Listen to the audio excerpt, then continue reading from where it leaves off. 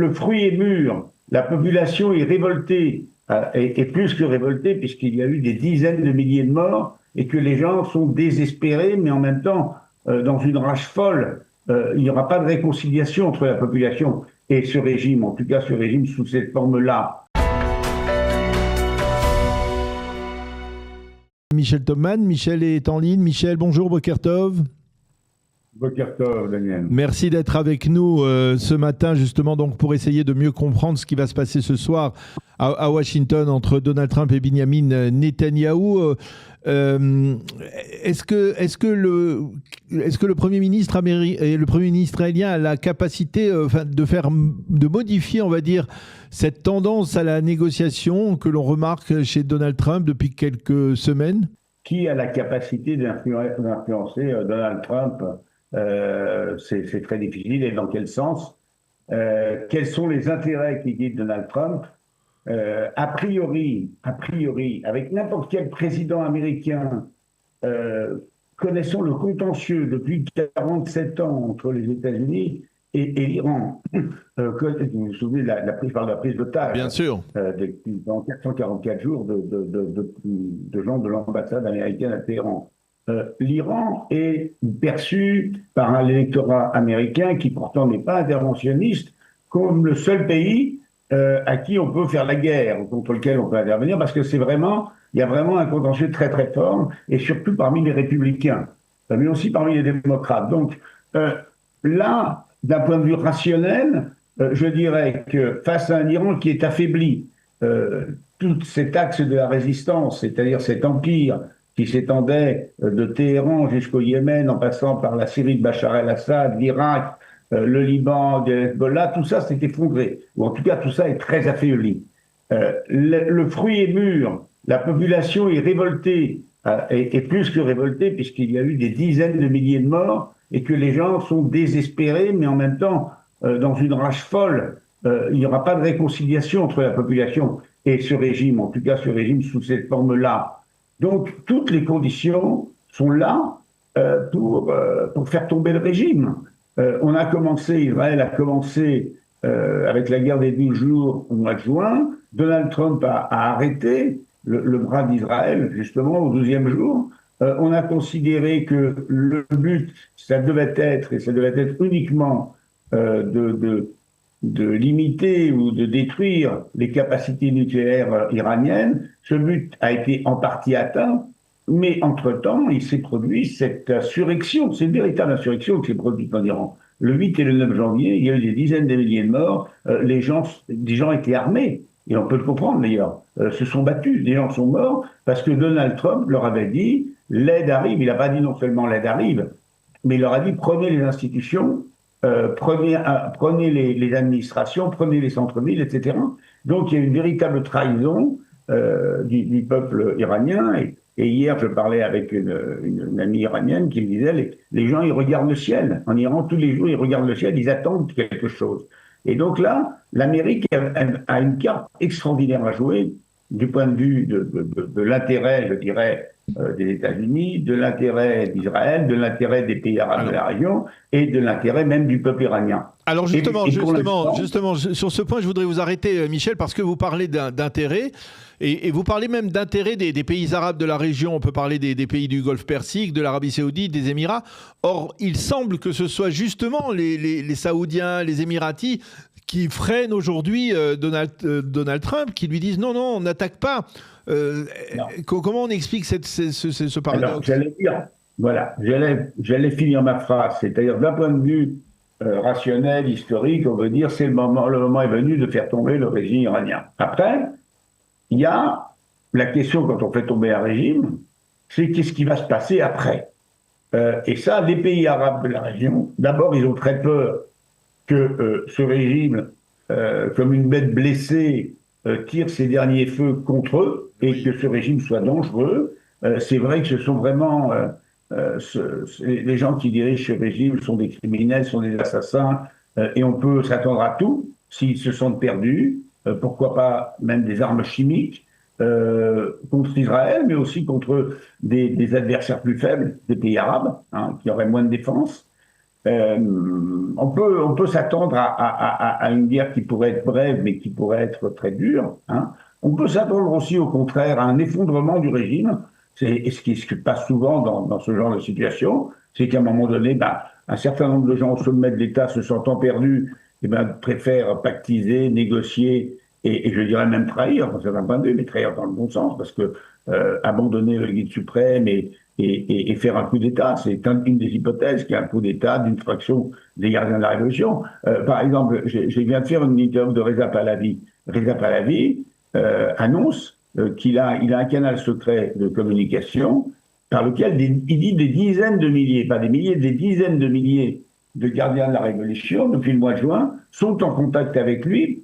Alors, il y a l'argument peut-être égoïste pour sauver leur peau, mais il y a l'argument réel, c'est que des dizaines de milliers de gardiens de la Révolution sont prêts aujourd'hui à obéir à un autre chef, à un autre pouvoir et à tourner Kazakh. Et ça, c'est ce qui se passe toujours lorsque un régime est affaibli, et ce régime est très, très affaibli. Alors la question, c'est Trump. Le mystère, c'est Trump. Alors est-ce que il y a, et c'est quand même, c'est le plus rationnel, quand on déplace toute une armada contre l'ennemi, je dirais le pire ennemi des États-Unis, qu'on a un rapport de force militaire qui est écrasant, on fait pas, ça se termine pas, la montagne ne peut pas accoucher d'une souris, qui serait l'équivalent de l'accord sur le nucléaire de 2015 que Donald Trump lui-même a quitté en 2018. Donc oui. Ça, c'est inimaginable.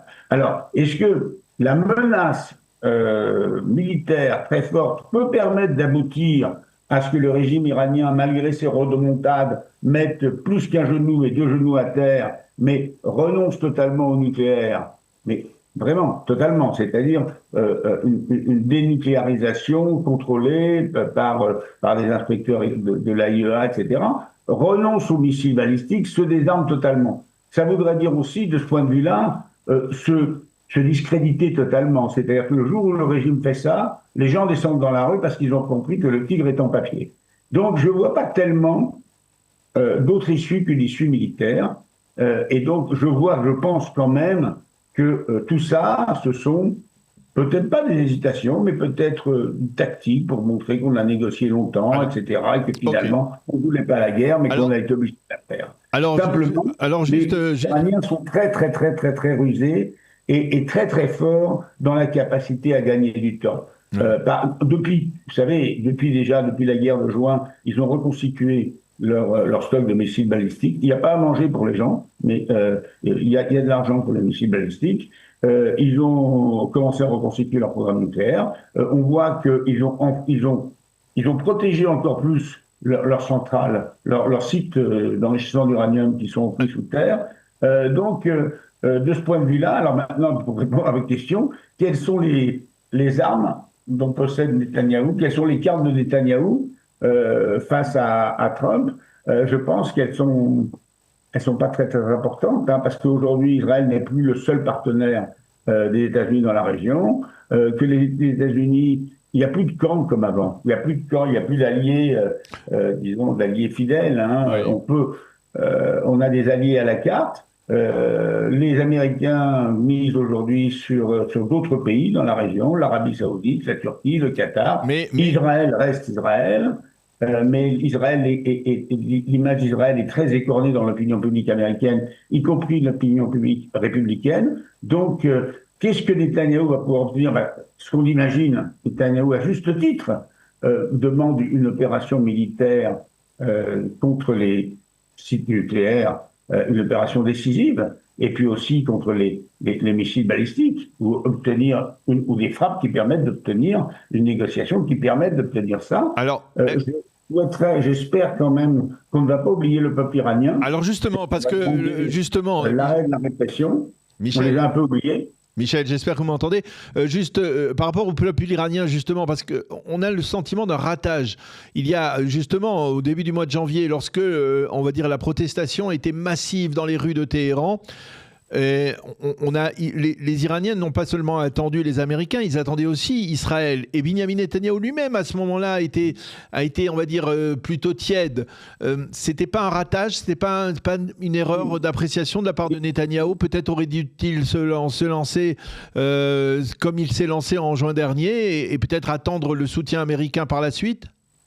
Écoutez, je pense que oui, là, il y a un ratage, il y a une trahison.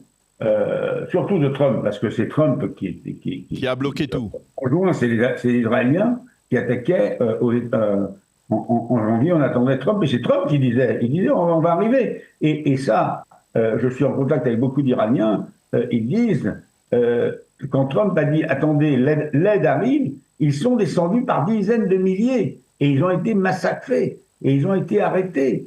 Par les gardiens de la Révolution, oui. Par les Bassidji, la milice des gardiens de la Révolution. Donc il y a un sentiment de trahison, mais la colère et le désespoir à l'égard du régime sont tels que cette trahison peut être effacée si demain on les aide à faire tomber le régime. Alors attendez, faire tomber le régime, les Iraniens ne demandent pas ils veulent pas un scénario à l'irakienne 2003. Ils veulent pas qu'on envahisse l'Iran. Ça, c'est pas réaliste. Ils veulent des aides ciblées. C'est-à-dire, par exemple, qu'on coupe les communications des gardiens de la Révolution, qu'on détruise tout leur système informatique, leur système Internet de communication, et qu'on leur permette au contraire aux insurgés, aux opposants, de communiquer entre eux, qu'on leur envoie des armes aussi, parce qu'ils ont besoin d'armes aujourd'hui. Donc, ils veulent des choses concrètes. Ils n'attendent pas, le 6 juin 1944, ils n'attendent pas que les Américains et les Israéliens débarquent pour les libérer. Oui. Ils attendent des frappes ciblées, des aides concrètes.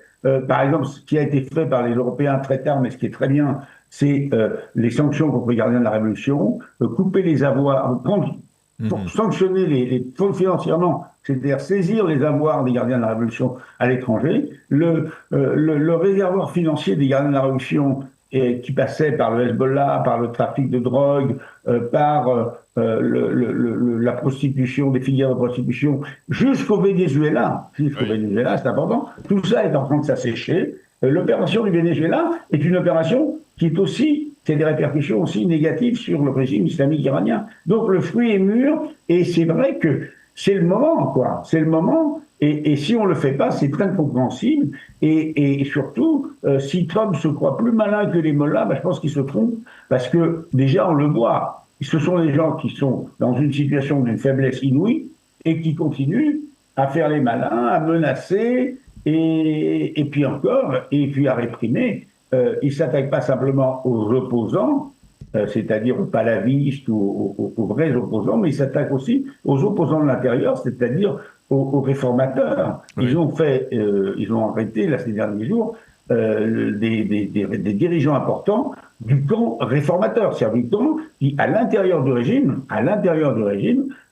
voudrait un peu de changement et un peu, peut-être un peu de négociation et lâcher du lait sur le père. L'ancien président Rouhani, qui est pas du tout un démocrate, est aujourd'hui en résidence surveillée, comme la plupart des anciens dirigeants iraniens, comme l'ancien président Khatami. Donc c'est un régime qui est aux abois, qui est très redoutable pour ceux qui se défendra, mais quand même, les États-Unis, militairement, c'est autre chose. Oui. Donc, la question, c'est qu'est-ce que Netanyahou peut proposer ? Quel est le moyen de pression d'Israël ? D'autant plus que, vous savez, en fait, les Saoudiens...